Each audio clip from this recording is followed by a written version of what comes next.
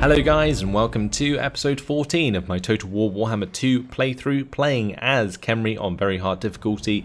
And today we are going to be moving on to destroy Greybeard's Prospectors and get ourselves another Book of Nagash. Previously we destroyed the followers of Nagash, so we now control the Wizard's Caliph Palace. We have the Eye of the Panther, and I just need to sort out the public order here at the Land of Assassins. Most of the negative public order will be coming from corruption, but that is slowly going to be decreasing due to my obelisk, which is upgrading now to a sepulture. And then we'll also move and capture Sorcerer's Islands, although we can likely do that maybe with the Greek incantation of Thra at some point.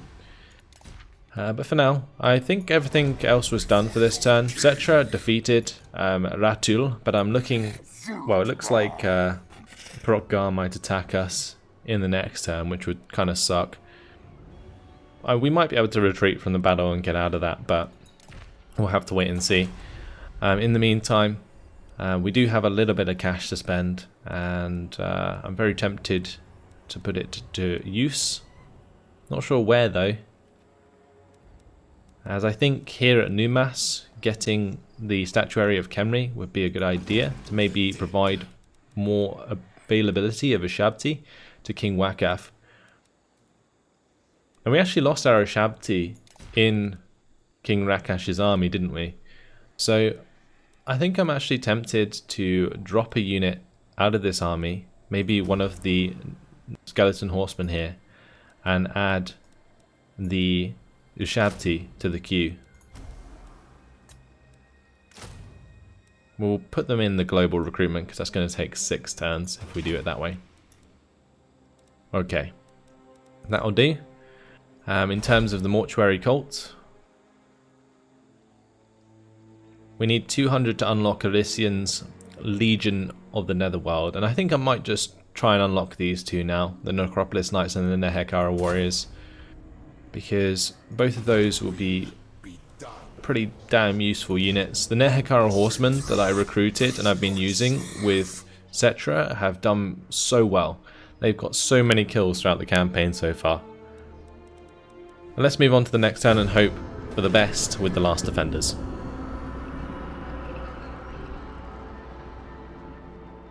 So here comes Gar. We will retreat from that battle. Okay, looks like we've managed to avoid that fight, which is really good. That was probably the main thing that I was worried about. Looks like Libaris would like the defensive alliance, but we are going to decline that for now. We don't want to get pulled into a war on the other side of the world.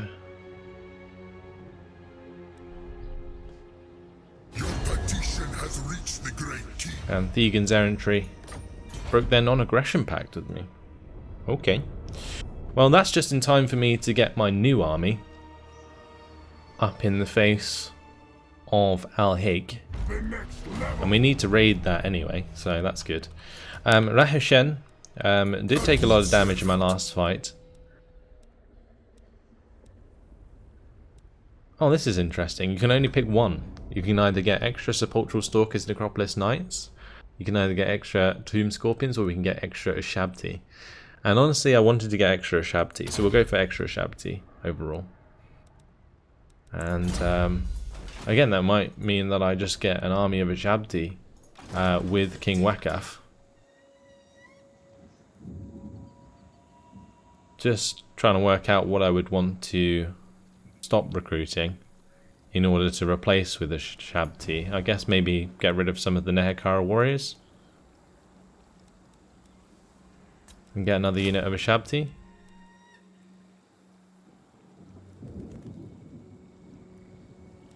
Yeah, we'll do it that way. Sure, why not? This army is definitely going to be terrifying, I'll tell you that much.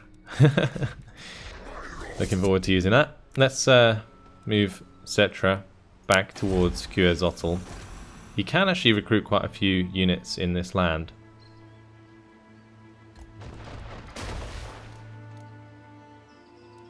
So let's make sure that we use the Great Incantation of Dehoth while we can, and get ourselves some more men. We will To extinguish.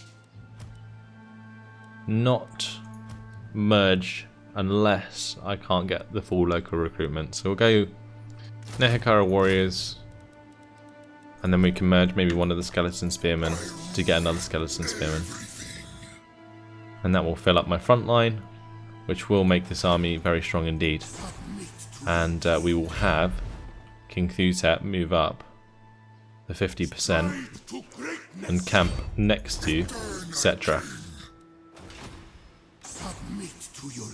And then the turn, well, next turn we can move on to the Golden Tower and possibly attack it. And these Saurus Spears and Saurus Warriors are much better than Nehekara Warriors. But we do have plenty of Skeleton Archers, so it might be okay.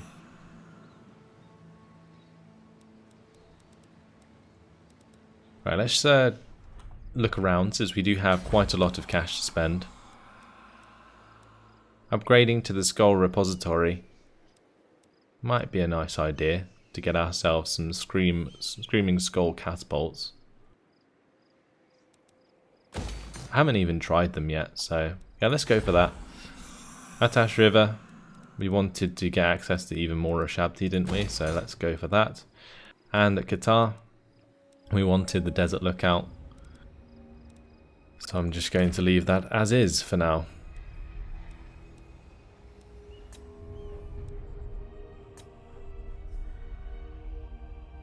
Now I was just thinking, at Orion's camp, we don't really need this obelisk, do we?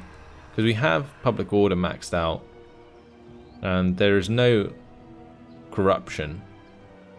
So we could change that to like a military building, maybe. We did upgrade Death Head's monoliths, so let's get the marble resource production going there. That will hopefully increase our trade value. And let's have a look at other trade opportunities. I haven't had a look in a while, but I'm pretty sure everybody just hates us. Yeah, we're a great power now. That gives minus 40 relations. That's pretty savage.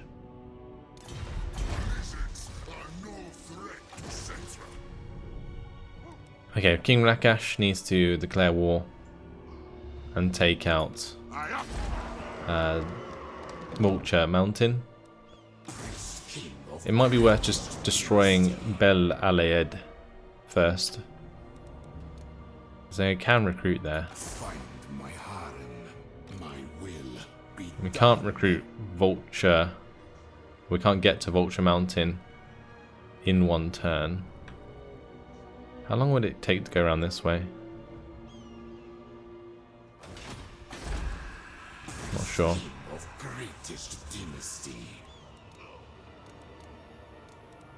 And at the moment, probably needs the replenishment more than anything. I guess we could like declare war on Greybeard's Prospectors, but they're actually allied with the Ginzerentry, so I guess we need to avoid that.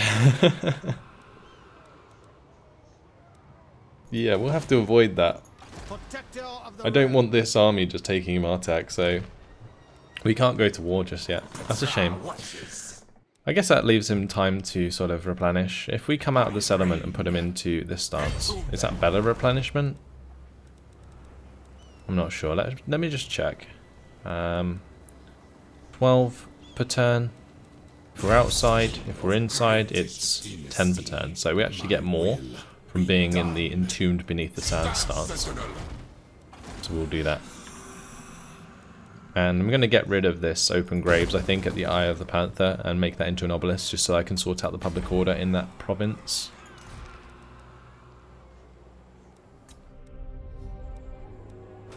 Right, that's all of the money spent, more or less. We've moved all of our armies. Let's move on to the next turn. I'm looking forward to like taking out the last defenders once and for all.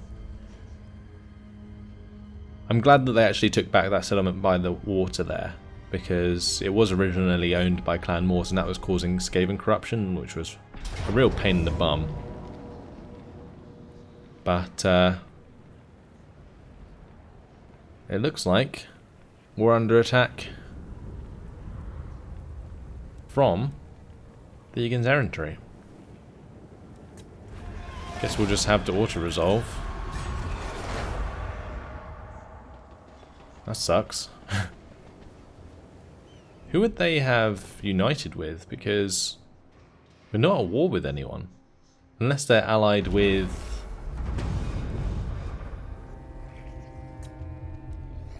I don't understand that. Because we're not at war with Greybeard's Prospectors. So who would have they talked to in order to attack me? Do you know who I am? That actually makes no sense. Unless the last defenders like paid them, maybe? Power in unlife. Oh well. Guess we're zooming on round with King Rakash. Make way. Time to destroy Thegan's errantry. They made a big mistake with that. King Wakaf just waiting to destroy them. It's going to take 4 turns though for that army to be complete, which is unfortunate. Settra's good to go though. This army, however, is looking pretty scary. Can we 2v1? I don't even know. Settra can definitely attack this turn. Let's encircle. I'll try and get King Thutep up as far as I can. Can he then join in? No. He's going to have to be in march stance, isn't he? We never tire. The king moves. Okay. So that's a lot more even. If we win this battle, I believe we win the war against the last defenders. It's going to be difficult, but I reckon with the amount of archers we have, we should be okay. Let's quick save it, fight it on the battle map.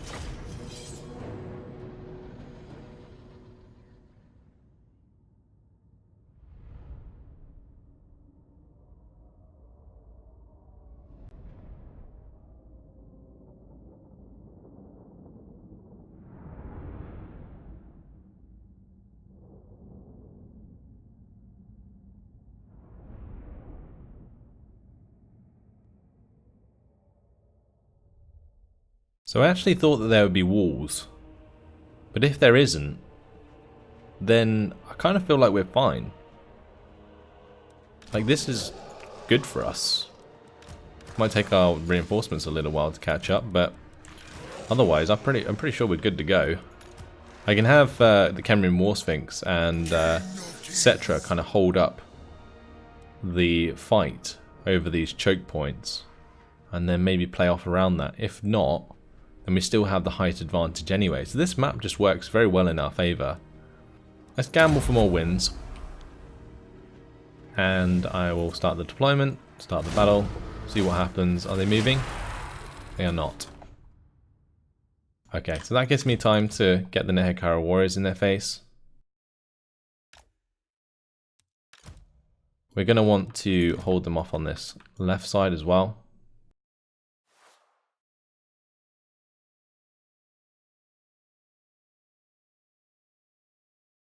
These units, though, are pretty beastly. Saros warriors do a lot of damage, and Saros spears. Yeah, they're all pretty tough to kill.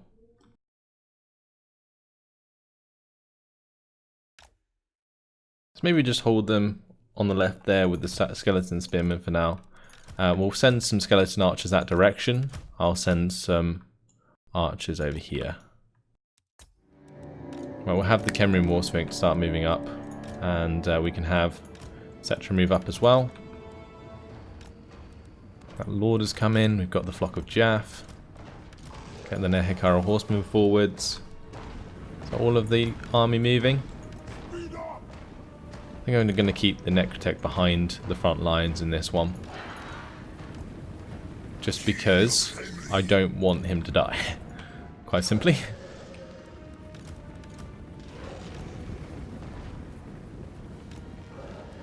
Make sure my reinforcements are coming down. We have so many ranged forces. This could go very far in our favour. The Casket of Souls arriving, though, is a bit of a problem. Let me just stop the battle a sec. And what I'm going to do is not go straight into their face right away. I'm actually going to delay that order. Just so that I can meet up with my other melee forces and then move into range.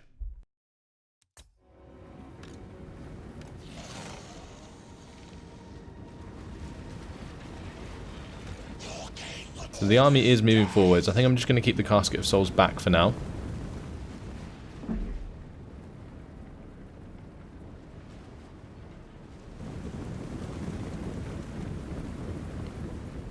And I'm just going to wait until we pretty much group up before moving forwards.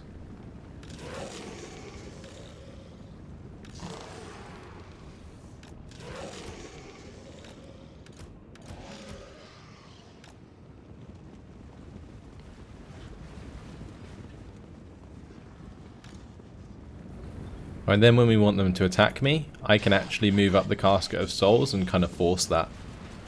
Now one thing this is doing is allowing them to get their reinforcements in, but that's fine. If we're going to be holding them in the choke, that's absolutely fine. I'm just hoping that if their reinforcements arrive and join up with their troops before mine do, that they don't like come across the choke. That would be rather unfortunate. Maybe it'd be worth moving a little bit further forward just so I can kind of keep them in a choke if I need to.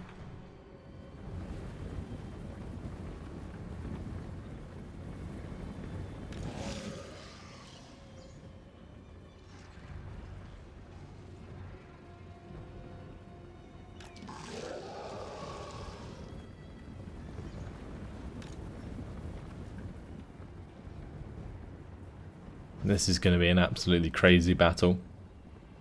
There's a lot on the line from this battle as well, because if I lose, then both of my armies get destroyed, and I lose a lot of settlements.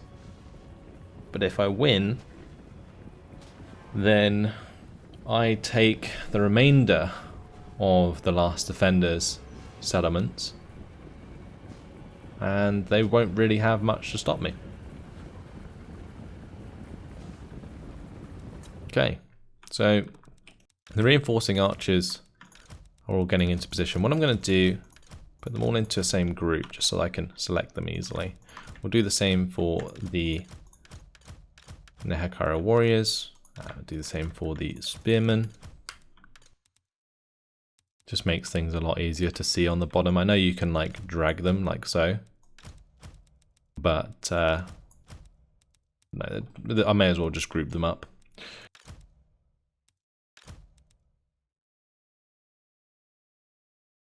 So what I want to do is have probably 6 units of archers on this side, 6 units of archers on this side. We want to get my spearmen in front of those archers.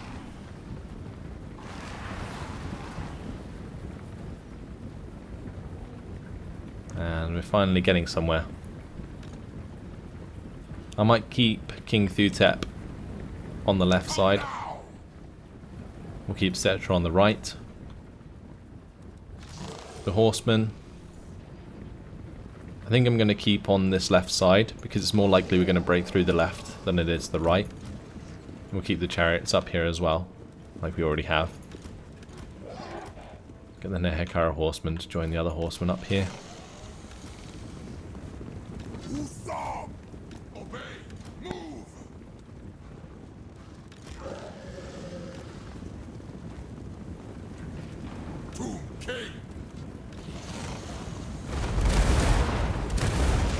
Oh wow. Just taking a shot there from Krokgar, I think. My only explanation for that. Interesting. Let's see, shall we? Time to get the Casket of Souls into position. And time to move our troops forwards. We'll go 4 units forwards. 4 units behind. Got those 26 men there as well. These guys can all go forwards. Maybe like so. And then we need our archers to go forwards. So we've got these 6 here on the left.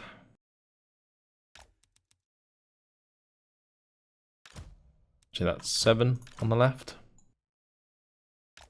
Turn off skirmish, put on guard, and 6 on the right. Turn off skirmish, put on guard. We'll get Settra to join them. Same with the Khemri and War Sphinx. King Thutep can roll up with the spearmen.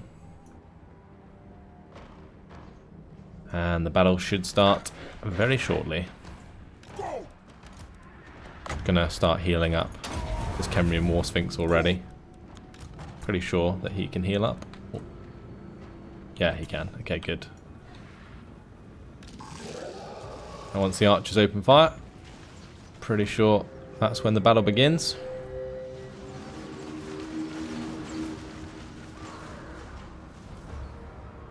Here we go. Now, Settra does have access to the Sekhmet's incantation of the Skullstorm, so I'm hoping that I'll be able to use that on this fight here.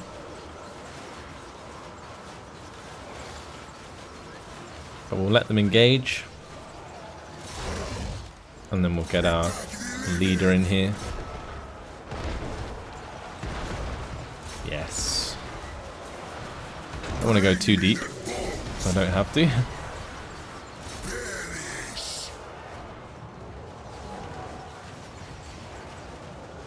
So far so good. Let's target their skink cohort with javelins back here. Get rid of their missile forces. Pretty important.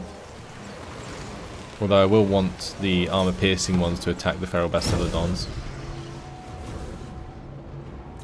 Let me just make sure that the casket of souls is getting into position. And that can fire onto this right side engagement. And we are nearly in position to start using the spells. But what I'm going to do, we'll get these 3 units to attack the Pterodon Riders, take them down, and we will also target their Chameleon Skinks here. I'm also going to target their Cold One Spear Riders. And the Flock of Jap can also fly over and do some damage. Probably best to come over on the left side, I think.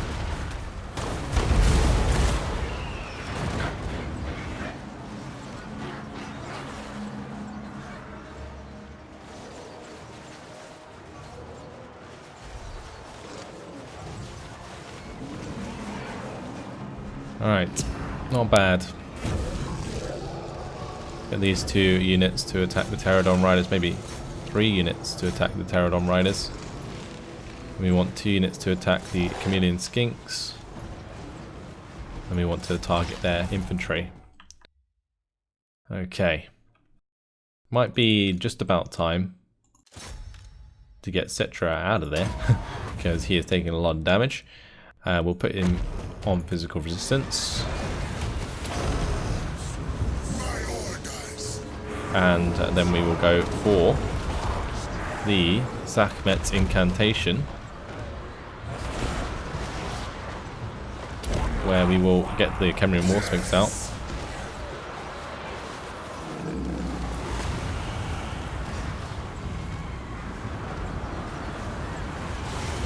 Is that doing a lot of damage? Kinda.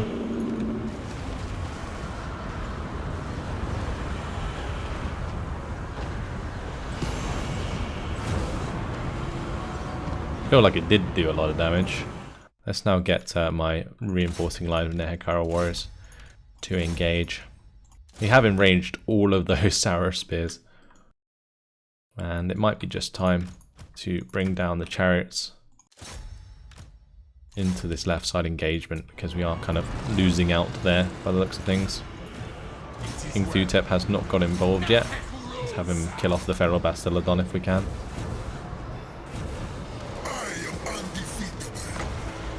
Okay, we also have our Shubti. Let's get those involved. And they have brought up some more missile forces.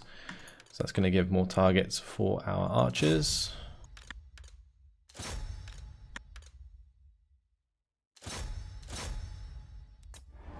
Nice.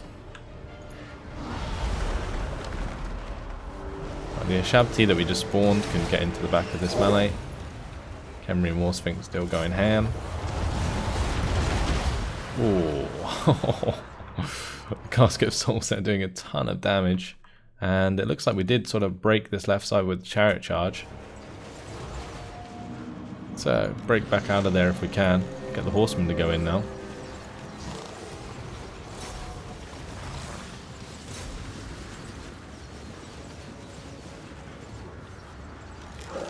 So much damage done. We've used up a lot of ammunition. Settra the Imperishable. Here they go. I think we've pretty much won the battle. We only need to make them rout since it is a settlement battle.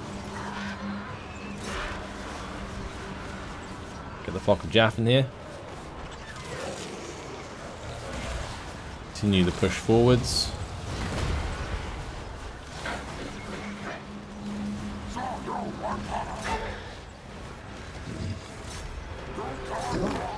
There's a Shabti. It's done so much work in the back line. And here goes my Khemri and War Sphinx again, just running through them. Absolutely mental. And did my chariots get out? They did, just about. So now target this left side with the Casket of Souls, because the right side seems to be completely routed. We've only got Khrokhgar here, who is causing us some problems. But I guess I'll just get my Khemri and War Sphinx to come over. So I would engage Settra, but he's pretty low on health. I guess we can maybe go for that.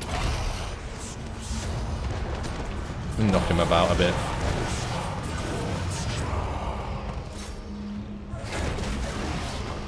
Oh, that's a lot of damage we did there. Khrokhgar has 4,000 health, and well, we just took another chunk of damage. Time to go. Bring my chariot. Yeah, let's continue the engagement with these Sarah spears. And we need to probably keep running them down, honestly. I have some hold back, though. Necrotect can heal up the Khemri and War Sphinx again. What potions does this guy have? Potion of Speed. Not sure if that's particularly very useful, but we'll use it right now.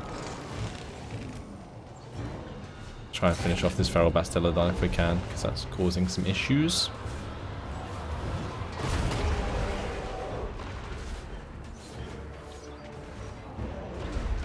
Never mind. Doesn't look like we can attack it with those forces, so we'll attack elsewhere. We still have some arrows left, the skeleton archers, so we'll attack Khrokhgar.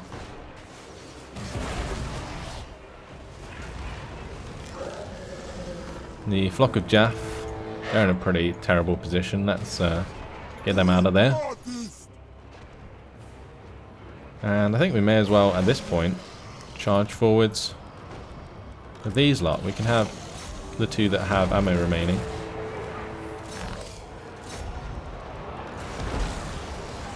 Charge, well, attack Khrokhgar, and the other lot can go forwards on this left side. A lot of units breaking. And that's it. We've done it. Fantastic. Whew. That was certainly a battle, that's for sure. Close victory. We lost a unit of Nehekara warriors, a unit of skeleton spearmen. But I'll take that sacrifice to destroy the last defenders. Because they have barely any defensive forces left now.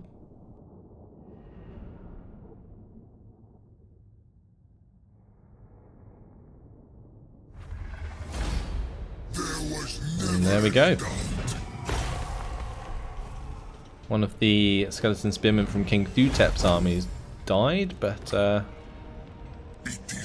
otherwise we're all good. Take the Golden Tower. Killed off one of their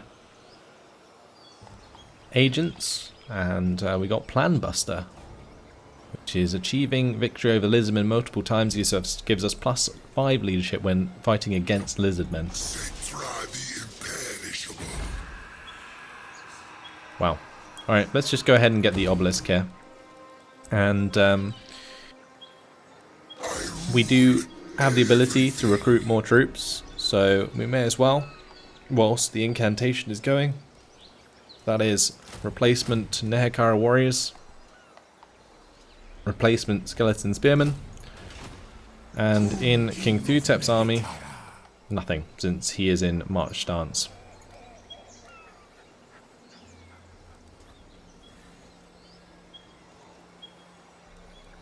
Did we lose the Khemri guard?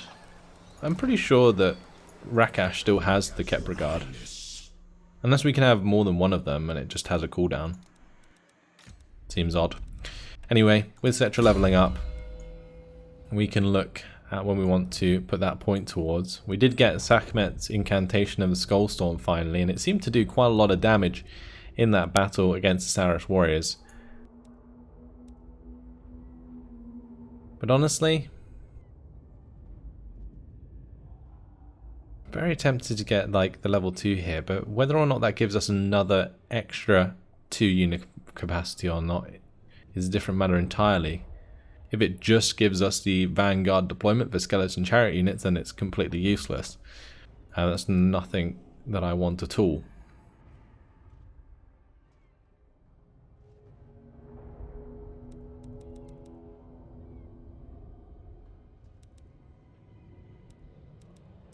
I'm very tempted to go for Returned in Madness and Immortal King of Nehekara. We don't have many units that benefit from charge to that at the moment. That's the only thing.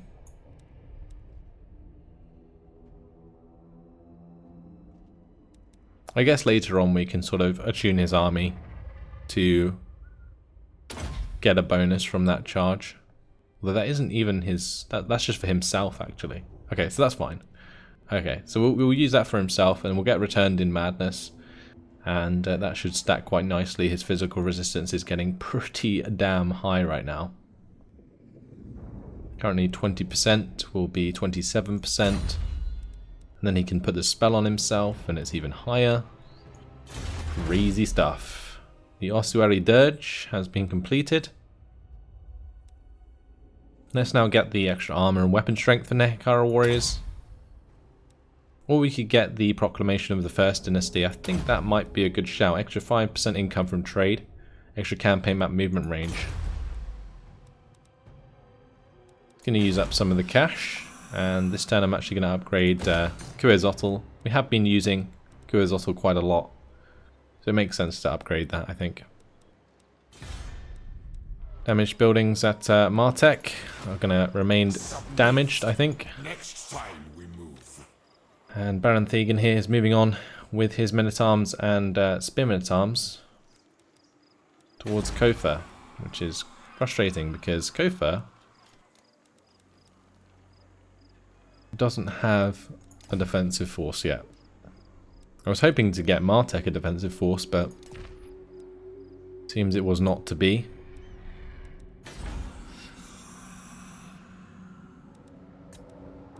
Nothing else we can do for this turn though. We're just going to be chasing down Baron Thegan here. And we're waiting for our army to complete at Khemri so we can go and destroy them. But unfortunately guys, that has been my time. So I'm actually going to leave it here. In the next episode what we'll do is carry on our fight with the last defenders. We'll take Serpent Coast and complete this province. Then move down to Teotihuacan and maybe the Temple Avenue of Gold, but it really depends if Clan Morse beats us to it, because the Lizardmen don't have any armies to defend these anymore. So yeah, that's what we're going to be doing. We're also going to be trying to get rid of Thegan's errantry. But for now, that's all. Thanks for watching, and I'll see you in the next episode. Goodbye.